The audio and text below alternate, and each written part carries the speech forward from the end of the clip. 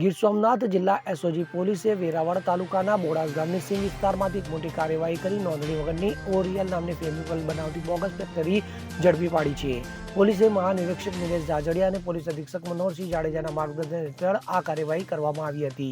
તો એસઓજીના in charge police inspector એને વાઘેલા અને તેમની ટીમે ગત રોજ 21 માર્ચના પેટ્રોલિંગ દરમિયાન આ કાર્યવાહી કરી હતી. તો ફેક્ટરીના સંચાલક ભાવેશ ઉર્ફે ભરત બાબુભાઈ જેઠવા બિલ વગરનું હાઇડ્રોક્લોરિક એસિડ અને અન્ય મટીરિયલ મંગાવતા હતા. તેમાંથી વિવિધ પ્રકારના એસિડ, સફેદ અને કાળો ફિનાઇલ, ગ્લાસ ક્લીનર અને ટોયલેટ ક્લીનર બનાવતા હતા. આ પ્રોડક્ટ્સ પર ઓરિયલ કંપનીનું બોગસ ISO લેબલિંગ કરી વેચાણ કરતા હતા. તો પોલીસે સ્થળ પરથી મોટા પ્રમાણમાં કેમિકલ જપ્ત કર્યા છે, જેમાં એસિડની બોટલો, સફેદ અને કાળા ફિનાઇલની બોટલો, હાર્પિક ક્લીનર, ગ્લાસ ક્લીનર, વિવિધ કેમિકલ ભરેલા કેરવા અને બેરલનો સમાવેશ થાય છે. આ ઉપરાંત 400 લીટર સફેદ ફિનાઇલનો ટાંકો અને 500 લીટરનો પાણી એસિડ મિક્સ કરેલો ટાંકો પણ જપ્ત કરવામાં આવ્યો છે. તો પોલીસે PGVCL, GPCB, તોલમાપ અને ઇન્ડસ્ટ્રીયલ સેફ્ટી એન્ડ હેલ્થ વિભાગને જાણ કરી કાયદેસરની કાર્યવાહી શરૂ કરી છે.